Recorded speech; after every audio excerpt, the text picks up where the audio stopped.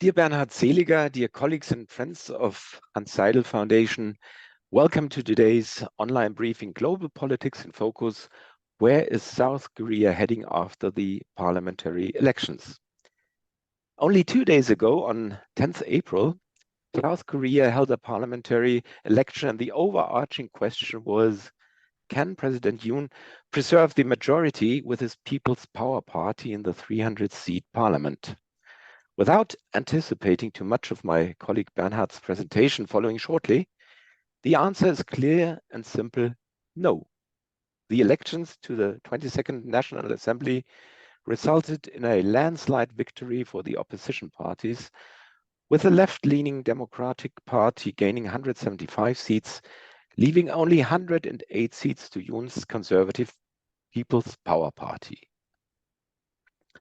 Even though the opposition has failed to win a two-third majority of votes necessary to override the president's veto, the result will limit the power in his remaining 3 years of government.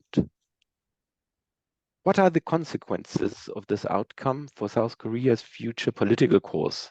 How will it affect its domestic and economic policy? And will it change its regional policy, its steadfast opposition to North Korea, and the unpopular rapprochement with Japan? On a larger scale, where will South Korea's place be in the trade war between the US and China?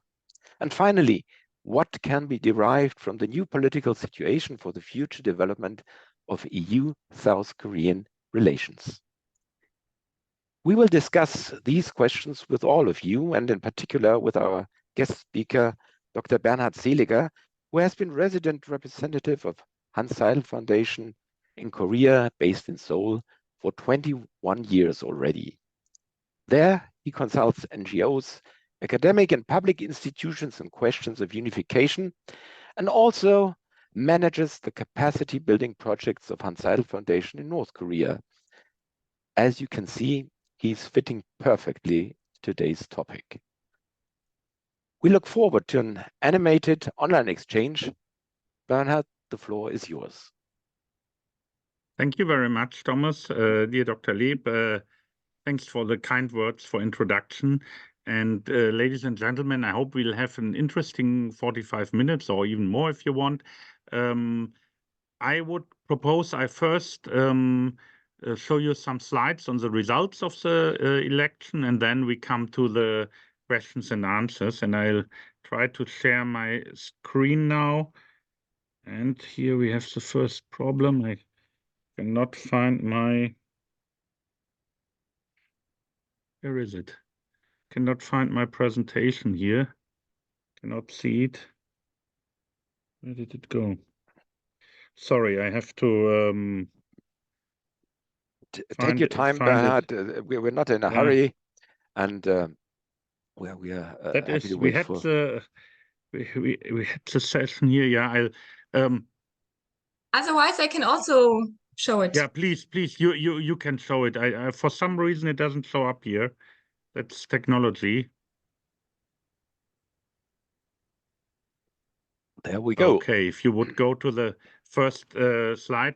So first of all, I want to give you a short overview over the results of the election. And as Thomas, Dr. Leeb said, we have here a landslide victory for the opposition. However, it was not a real change of power. We had election win for the conservative president 2 years ago, and we had wins in the local elections, especially also in the two important cities of Seoul, the capital with more than 10 million inhabitants, and Busan, second largest city. But the National Assembly had been left-leaning all around since the last 4 years. And we see that if we go to the next slide. So, no, one up. Election results number 1.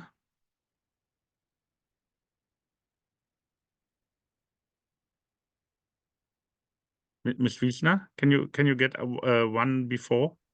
Yes, I'm trying, but somehow my computer is a bit stuck. Yeah.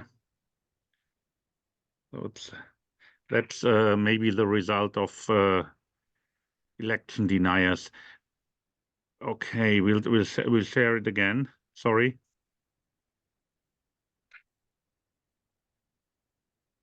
Okay, so if you go one down. Okay, here you see the election results of this year and of the last election 4 years ago. And what you see is we have the blue bloc, which is the left-leaning Democratic Party and its allies. We have a very complicated voting system. Basically, for most seats, around 250 out of the 300 seats, we have majority voting. Then we have representative voting for 46 seats, proportional representatives. And for these, the two big parties, the People Power Party on the right and the Democratic Party on the left, have so-called satellite parties. That is a system that doesn't make a lot of sense, but that was a way to maximize the influence. And then we have other parties in this parliament, 3, the Reform Party, which came out of the Conservative Party, the New Future Party, and the Progressive Party, which and the Rebuilding Korea Party, which is the biggest of those. Most of them on the left side, with the exception of the Reform Party. So we see now the bloc of left-wing parties has 175 seats plus 2 additional non-aligned left-wing seats, and the People Power Party has 108 seats plus 3 non-aligned of the Reform Party. Now, if you compare that to the right-hand voting blocks from the old parliament, you see there's not so much difference. Here, the difference comes mainly from 40 so-called others. These are mostly party members who lost their party membership due to various scandals or legal rulings. Korea has a very, very strict election law. And now if you go to the next slide, we see the regional distribution, which for Korea is very interesting because we have so-called regionalism. That means we have a long antagonism, especially between the southwestern part, which is traditionally aligned with the Democratic Party. It would be wrong here to say they are left-leaning because these people are very conservative farmers, but they were anti-government, and since the 1980 Kwangju uprising, especially also the authoritarian, anti-communist government, though they might be socially very conservative. And then we have the eastern part, from which the long-time ruler Park Chung-hee derived, Daegu. And you see here, this is quite intact, this blue, that is Democratic Party western part, and the red or Conservative Party eastern part. Now, the left and the right are exactly the same results, but on the right-hand graph, you see the results by population. And there you see where the big win for the Democratic Party comes from, especially in the Seoul and Gyeonggi region, which is in the upper part of the West Coast.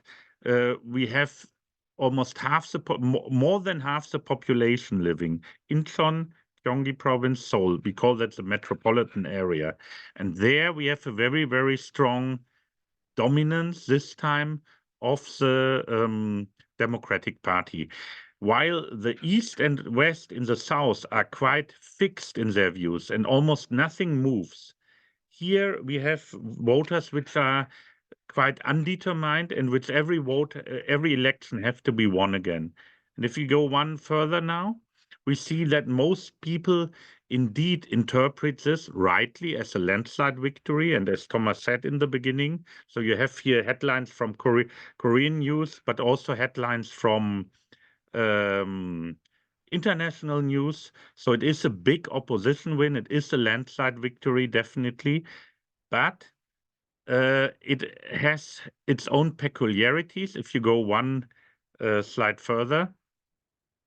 Because if you look at the results, first of all, as I said, the voting is not so different from what we had last time, 4 years ago.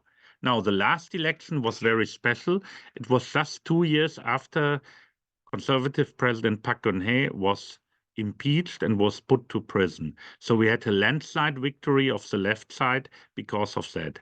Many people expected that now there would be a more normal distribution of votes again, but this did not happen. We have really here what the opposition called judgment on the Yoon Suk-yeol government, on the presidency of Yoon Suk-yeol.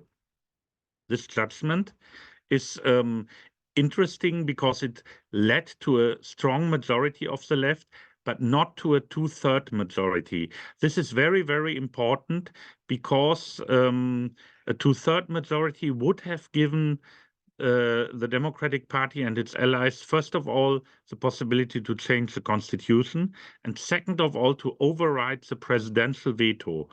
But now they don't have this, so the president can veto most proposals from the opposition side, and that means probably the outcome will not be so different from politics which we have now. The president is a lame duck.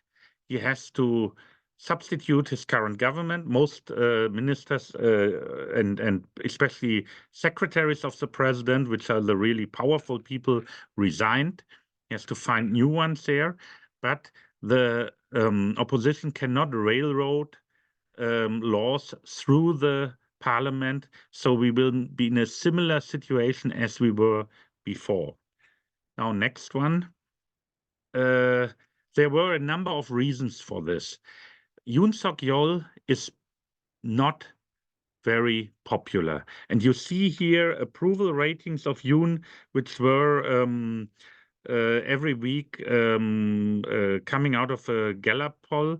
And you see that the disapproval of him practically from the very beginning of his presidency was always in the 50s or 60s, up to 70s. So he's not very popular. Why is that? Not necessarily for his policies, but for a number of gaffe scandals and his way of handling the media and handling the people, which is seen as very, very inflexible, more like a prosecutor. That's where he comes from prosecution. He was a general prosecutor once, then as a politician. And you see here the picture on the left hand, Yoon with some spring onions. That was one of the really defining moments of this campaign. Many people complain about inflation here, and he went into a supermarket and saw spring onions and said they cost something like under €1 there.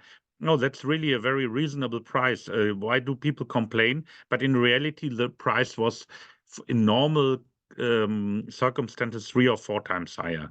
And another point is his wife is extremely unpopular. You see a picture of her there. She has been embroiled in various scandals regarding her past, and also a very new scandal where she took a Dior handbag, which was secretly filmed as a present. It was maybe not legally consequential, but it certainly took the people by a lot of, they were really angry about that. And you see Yoon with the media there. On the one hand, Yoon in the beginning was quite interesting for the people because he was not a typical politician and he was quite open with the media, but there had been several mishappenings, including a mic drop when he said expletives in America, and later he denied this and he tried to gag some media who said so with judicial orders, so he's becoming unpopular. The last one, which I mentioned here, the hospital queues. There has been a standoff with doctors about raising the quota of doctors which would be educated. A very popular topic, but the way he handled it was also unpopular. And if we go to the next, and maybe for you most interesting point, what influence could that have on foreign policy? First of all, Yoon has one achievement, which is really very, very interesting and meaningful. That is a rapprochement with Japan. Japan was a colonial power. It was very unpopular. And Yoon was the first president who said, we will take the history takes a backseat, and we will first talk about alliance, about our common challenges. This could be now in jeopardy with a large majority of the opposition party, which is a left-wing party, but a nationalist left-wing party. That's something we don't have so often in Europe, at least not in Germany, where I come from. Nationalism, patriotism is more a thing of the right wing, while in Korea, we have very strong nationalism in the Democratic Party. And there has been a lot of hostility against Japan. There have been a number of court decisions where Japanese companies were basically taking away their branches in South Korea as they were nationalized, or the court demanded them to be nationalized for giving compensation for forced laborers or forced prostitutes, the so-called comfort women. And this also affects then the triple alliance with the US and Japan, which is also not very popular with the opposition. The second big point, relations to China and Russia.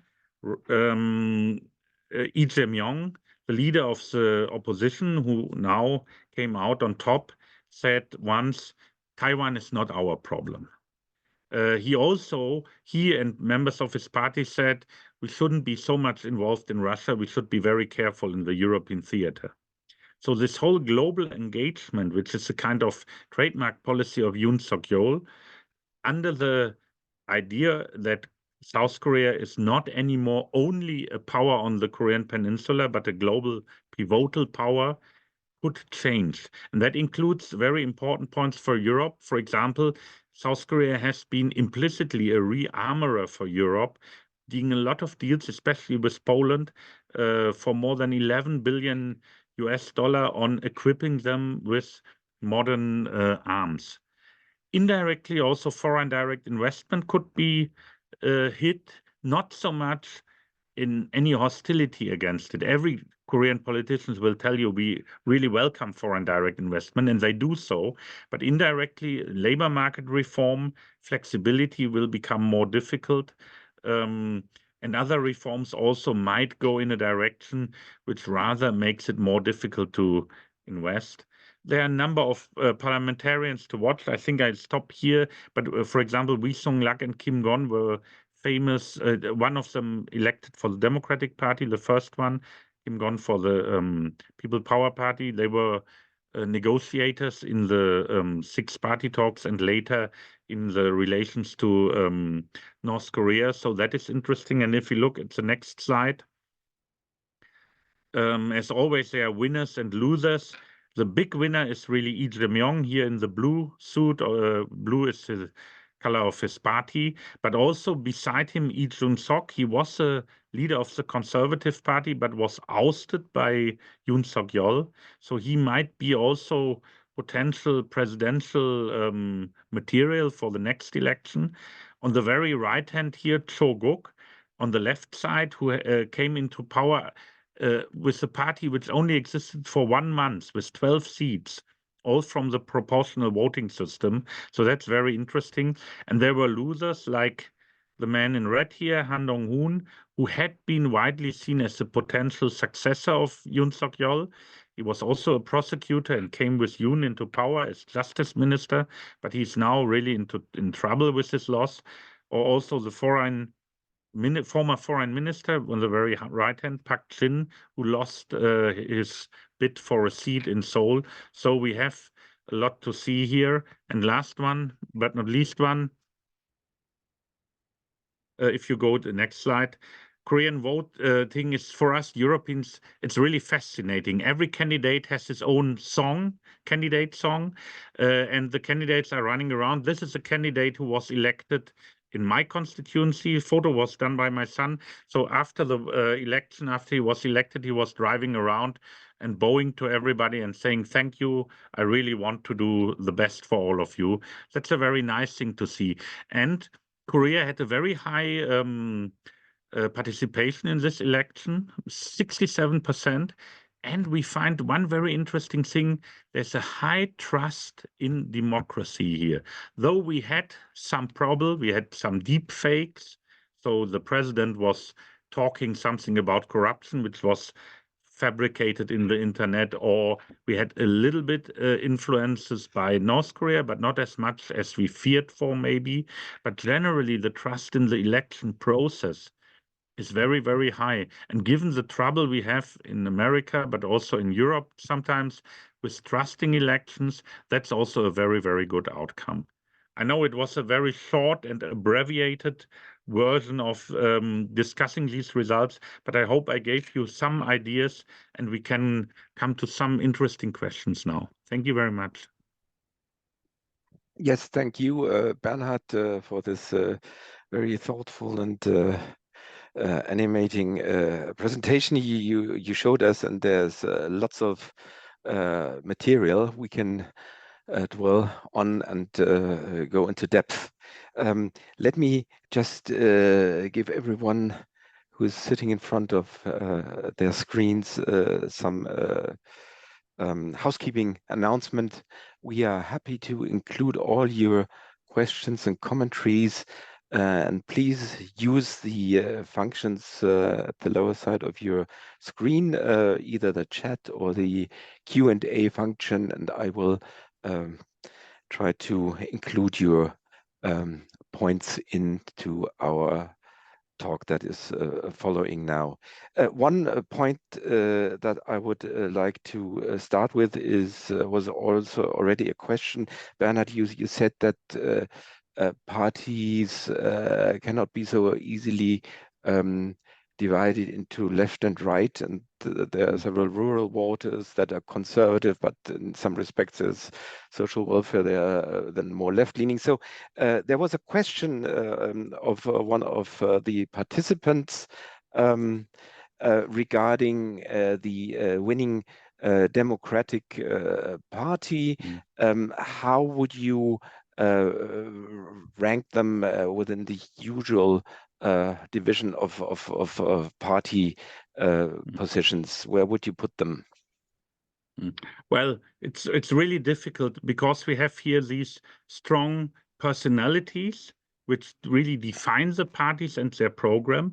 Basically, in the past, we always said the Democratic Party and their forerunners. Parties often change their names here. So in the last 20 years, this party had already 3 or 4 different names. They were leaning more towards the left. That is also in the international party system, the Socialist International, where they are, in my opinion, now no member as a new party, and the People Power Party to the right, and the IDU, the International Democratic Union of conservative and centrist parties. But as I said, on a scale of nationalism, for example, nationalism is very strong in Korea on the left wing. This comes from the colonial experience and the fight for survival, let's say, which brought it into antagonism with Japan. Then we have some anti-Americanism, which we also knew in Europe at some times. And there was an old saying here: in the morning they demonstrate against Americans, in the afternoon they try to get a green card or try to get a slot to study in America. So there's this love-hate relationship. And also, if we look at the age distribution, that's very interesting. Or a long time ago, we always said the old voters, conservative, anti-communist, People Power Party, and the young voters for the left. But that changed now. The biggest part of left DP voters comes from the 30 to 50s, especially 40s and 50s. While with the very young voters, we have here a very fickle electorate, you could say, a very undecided electorate, where especially young men often lean also to more conservative positions. This is one reason is 2 years compulsory military service they have to do, and they fight for what they see the unfair advantage against the unfair advantage of women, while women are more maybe on the other side. So we see here much more difficult patterns to discuss. Yeah, thank you, Bernhard. Just to state it clear, the question was posed by Eberhard Römer-Cotti from Expo, a question on the parties. But I would like to go one step back. Bernhard, you talked a lot about the people that represent the parties that are standing for vote, the leading figures, and also you delved a little bit deeper into foreign politics. I would like to hear something more about domestic issues. Can you tell us what were the main issues in the election campaign? What were the different positions between the two big parties, and how will that affect the future political course? Well, there's a reason I didn't talk about it, because indeed there are not so big differences. Clearly, every party had its platform. And for example, the DP once said, Lee Jae-myung, the leader of the DP, he would like every person to get something like 250 euro as a kind of easing the concerns about inflation. So a kind of, for everybody, this money. And then he said that's much less than what Yoon Suk-yeol would give the rich people in tax breaks, which was just a political saying.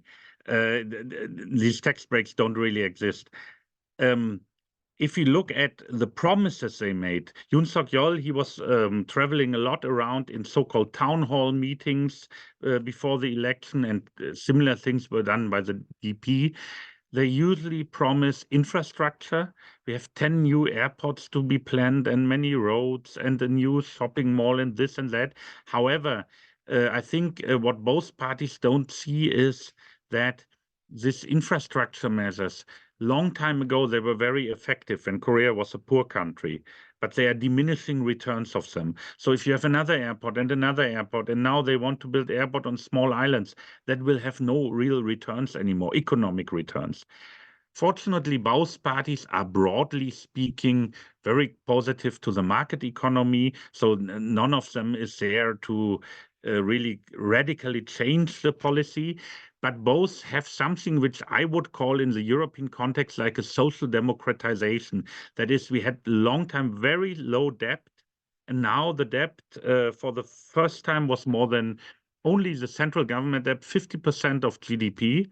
And it's rising very fastly. So they try a little bit also with social welfare programs to to calm down the people. We have a lot of trouble in the labor market. We have trouble with poverty among older voters, because the pension system is a rather recent thing, and we have the highest, I think, amount of poverty among old people in the OECD. So you always to whom you compare it.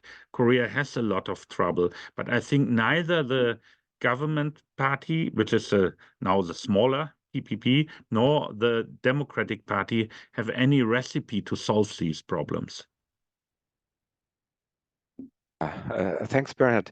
I would like to touch on one topic in particular that was also, as far as I've read, very much in the focus of the election campaign, what is sometimes called the fertility crisis, the demographic slump that Korea undergoes, the very quickly aging population.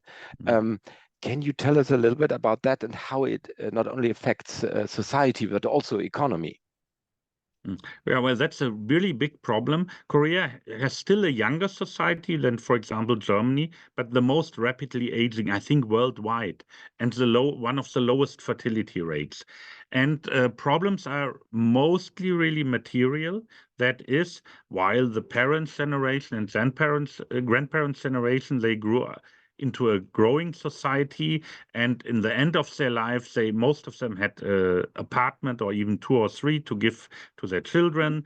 This is almost impossible now. Real estate is a real big problem here. For example, also in my office, all of my Korean staff, 5 Korean staff, only one of them lives in Seoul. All others have to live outside and commute sometimes 2 hours or so. So this is a problem if you have two young people, both well educated. Women are very well educated. They don't want to leave their jobs. They are latecomers to the marriage and children childbirth. That is, they marry when they are 30, 32, 35 sometimes. And then they have really big trouble and think, I cannot raise a child. I can't even buy an apartment. Even if both couple, the whole, both parents earn a lot of money, it's almost impossible to buy an apartment under these real estate prices we have. So they defer the child wish, and so you have one child or even less. Now, a number of things have been proposed, like subsidies. Unfortunately, mostly they are too not enough targeted. You should really give a lot of money to people who actually get children, not to every young person or so. There could be new commuting policies, so they build fast trains, which makes it easier, even if you live far away from Seoul, to have your job here. And don't forget, half of the population lives in Seoul. It's really in Seoul metropolitan area. It's really a problem which really affects a large part of the society. But as we know in Europe, it's not really easy because it's also a social problem, a societal problem. Generally, acceptance of children, I find, is very good here. But large families are also a thing of the past for a long time now. And it's difficult to change. Yeah. And maybe one last point there, which is really important. No migration. I mean, migration is really minimal. We have more foreigners now, and we have labor migrants too. But that form of migration we see in Europe would be unthinkable in Korea, as it is unthinkable in Japan. It's something they also don't want. So the solution they find here now for the labor market, it's very often robots. So you have robots running around in restaurants now. That is quite usual. They do some of the work. But if that can build a society, it can uphold a society in 30, 40 years when so many old people are there, it's really questionable. Yeah. May I just add one remark? Even in Brussels, they have robots running around in restaurants, but they don't work very efficiently. So they usually take them off the current, and it's not really working well. But that brings me to the next issue of economic development. We've seen that South Korea is experiencing very slow growth at the moment, and on the other hand, we Europeans perceive South Korea as an electronic forerunner in technology. And I think the future lies in the production of batteries, semiconductors, and so on. What do you think of that? Is that the field they will overcome the slowly growing rate of the BIP and will again get the economy going? Well, first of all, slow growth, it's again, it's in the eye of the beholder. As a German, we would be happy to have Korean growth, and they came very well through the pandemic, all in all. And I just want to give you one idea what's the difference maybe in planning, also in state involvement. When in Germany, in Dresden, it was announced we had this new semiconductor factory, TCMC or so. We were all very proud and very excited and said, that's the way forward. And Korea now plans 16 new semiconductor factories in one place in Yongin, very close to Seoul, and plus another, I think, 15 to 20 to be added at a later stage on a huge, really huge investment project, which also includes huge subsidies. Now, these plans are not always completely implemented because it's a plan for 30 years, and in 30 years, the current politicians are long gone. But they have really here the idea of we do it very fast and very strong. And the same is true for many other, especially applied technologies. I remember when Germany Digital Minister Dorothee Bär spoke about flight taxis, there was really a lot of hostility to her, and people didn't understand. But in that time, Germany was leading in the framework, legal framework for this aerial vehicle, unmanned aerial vehicles. Now, We have what they call now here urban aerial mobility, UAM.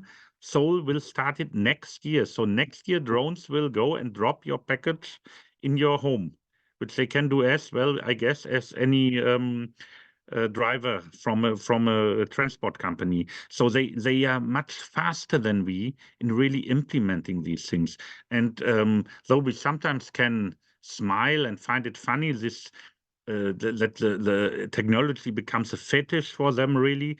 On the other hand, it is an advantage, competitive advantage. Koreans love new technology, they love new cell phones, and they apply them also. They don't first discuss all the 1,000 potential problems that could be there, like we tend to do in our country. Yeah, well, maybe to this last remark, I can add a question of again of Eberhard Römer-Cotti. He wants to know what the role of the domestic nuclear industry is. 2 years with sinking CO2 emissions, despite economic growth, only were achieved because we had here a turnaround. And that's also, I think, I would say now, I know it's very contentious in Europe and also in Germany, and also the party our foundation is close to originally said no more nuclear power, it cannot be done. But I think most people now see it was a mistake. And here Yoon Suk-yeol said the same. When he came to power as the president, he said, we have to extend the current nuclear power, and we have to build new nuclear power plants, and they do so. Korea has practically South Korea own resources. That is, coal is in the north, but coal is also not a good alternative, as we know. There is a very, very small degree of greening the energy production, a little bit of solar and wind, but not much. Offshore wind power now gained some track, but the real big thing is nuclear power, and it's a mainstay here for electricity production, which will be especially relevant if you think of the trend of electric cars, which also need clean energy to run. Clean meaning CO2-free energy. Yes, thanks. So that is a quite different view to nuclear power than in Germany and in some other countries of the European Union. Before we move over to the European Union and its relations with South Korea, one very short question, please, a short answer by my colleague Veronika Eichinger from Munich. What do you think President Yoon needs to do to get his party back in the electorate's favor? That's very difficult. I forgot to mention, we have a one-time presidency. Yoon will anyway not be re-elected like any other president. That's a result of the experience of autocracy or dictatorship in the past. He already apologized. He will dismiss most of his cabinet, but it's not clear if this is enough to bring him back to favor. He should change his, sorry, I hope he doesn't listen, or his people, he should change the part of his personality, but he's really very resistant to consulting, for being more open, for more compromising. Now, through the parliamentary election, he's forced to compromise. It's not a nice way to learn that, maybe, but it's generally compromise would be very, very necessary to be a little more open and include a little more people. Here it's sometimes called the big tent, to have more people inside your own field, not only those who have 100% your opinion. Yeah, fine. So I would say with these remarks on the president, we would just move over to the European Union and its relations with South Korea. And I'd like to look back to the free trade agreement that's been existing already for more than 10 years. It was concluded 2011. And there, in the last 2 years, there followed some other agreements, the digital trade agreement and the green partnership agreement. So can you tell us how these agreements work, are set into, put into practice, and what are the next steps we can do, the next advancements for the EU and South Korea? Well, first of all, the free trade agreement was a blessing for Germany especially, because though in the beginning Germans, car makers, our big companies, were very, very skeptical and said we will get all these small Korean cars driving around, they found out they were the biggest profiteers of the free trade agreement. 40% of the EU trade with Korea is German trade. So now there's no more skepticism. And really in all fields, consumer goods, cars, I mean long-term consumer goods like cars and other machines, but also machinery, investment goods, European companies profit a lot from the free trade deal. Koreans also profit. And clearly, because for Korea, the European market is much bigger than otherwise round, in that sense, they even profit more. That is a good thing. We have still a lot of fields which are not included. Now, digital trade, you said, already was included. We still have in the service sector, or for example, in the agricultural sector, a lot of possibilities. But here we have very strictly protected markets. And apples, the price of apples was one problem here. And now you can buy here an apple if you go to an expensive department store for €5, one apple. One apple, €5. The reason is that they don't let anything in. And yesterday, the German ambassador told me they started to negotiate with them, and they feel they already did 2 or 3 steps out of 2,000 or so. So until that will be realized that we can export agricultural goods could take a very, very long time. Otherwise, we have a strategic partnership with Korea, which in the many years was largely more something like a sympathy, but nothing very concrete. But that changed really with the Yoon government also, because we have now a embassy of South Korea at the NATO. We have much more involvement in what ours is dearest, like the Ukraine conflict, Russia's war in Ukraine. So they are now really a global partner for us. And that's something which is very exciting to see. And I think they are on a very good way there.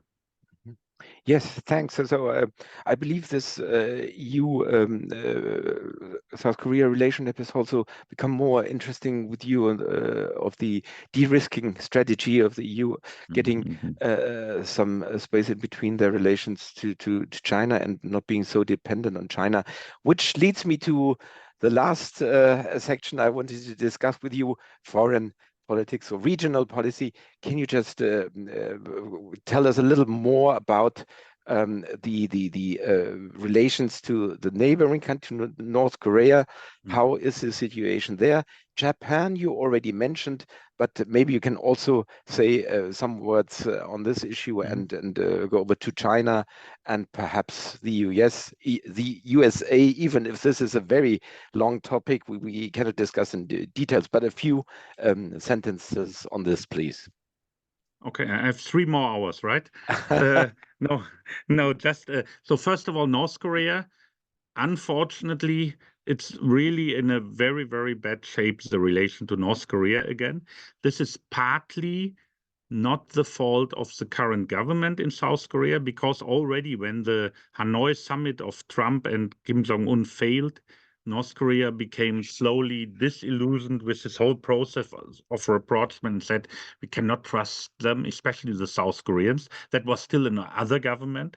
And then the Yoon government came, and Yoon government said, really, okay, if you do an exercise near the border, we do an exercise near the border. If you shoot a rocket, we shoot a rocket, or we start some heavy bombers from the US. If you do this, we do that. So we do a big maneuver, we do a big parade in Seoul, which hadn't happened for 30 years or so. So we really tried to answer the North Korean provocations by his own brand of statement. And the North Koreans understood that, but they said, okay, no more talk. And 2 days ago in the election day, Kim Jong-un made a small movie where he's shown with his generals in front of a huge relief map of Seoul, and where he tells his generals, well, we are all set, so when we need, we can do an offensive against Seoul here. They didn't release that until after the results of the election, but it means for the time being, no talks. Japan, as I said, what I find very, very good is that now for the first time the future is set in front of the history. Not to say the history is not necessary, not important. Clearly there was a terrible history of colonization, of war crimes, but to say, first of all, we care for the future. And I always tell our Korean friends here, also in Germany, it took us 60 years to get an agreement on forced labor. It was not the first thing we discussed with our many partners in the East and in the West. Fortunately, there were countries like France, like Belgium, like Italy, and later Poland, who gave us a hand and said, let's first discuss the future of our relation. And I see that done now. The alliance with America is a mainstay always in Korean politics, and that is, by the way, left and right. It will not change completely when also a DP president would be there, and with the DP parliament, they know they need America. But clearly, the American elections are seen with a lot of concern. So Yoon and Biden are very partners who can do very well with each other, and they try to get, especially now, a new timetable and payment table for the American forces in Korea, because they fear when Trump comes, he will again triple and quadruple the demands of money which South Koreans should pay for the forces, which they don't want. And then China, for 20 years almost, China was the main trading partner. But now we have a de-risking, which already started in the last 2 years. Again, the US are main trading partner, which had been main trading partner before those episodes where China was the main trading partner. So we see the big companies, Lotte, etc., are all gone out of the country. Hyundai also, the car maker, they're still waiting, and they still would love the market. I mean, it's simply a very attractive market, but they see the de-risking, and also they all have more than the Europeans maybe to consider their relation to America. So that's now a point with semiconductors, where there are strong relations with both sides, with China and with America, where America now pressures South Korea to deny China semiconductors. So they are certainly in a very, very difficult situation there. Same was with Russia, but they are also, under Yoon, they clearly decided and said we are on the side of sanctions on Russia and on the side of the international law, because international law is also for us very important. So that's a very, very short overview over the regional relations. But one more word there, maybe. When I first came to Korea long ago, there was this idea the East Asia might develop like Europe a little later, but they would come to more and more integration. We don't see that coming, and it's unfortunately not a very, very likely happening. And the developments in Europe, Brexit, etc., also participated in making the Koreans and East Asians look a little more skeptical on Europe, clearly, though they see us as a very important partner, and this partnership develops well. Bernhard, that were perfect last words of yours. Thank you very much for this overview of regional and global issues. I think that was really a nice roundup of our session today. We could have gone on for several minutes, even maybe hours. And it is very interesting to listen to your remarks. It was very insightful, and we gained a lot from this. We profited a lot of intellectually and learned about the region and, of course, of the situation in South Korea. Thank you very much for being with us. And I'd like to also thank all our participants. We are a little over time. Thank you for taking the time to join us. And one last remark and one last question we have. We usually want to hear how you like our format, how you in particular like this session today. Therefore, we will send to you right away after the session a little form which we asked you to fill in and give us your reply, your remarks, how you liked our performance. Thank you very much for joining us. Thank you all, and have a nice day. Thank you.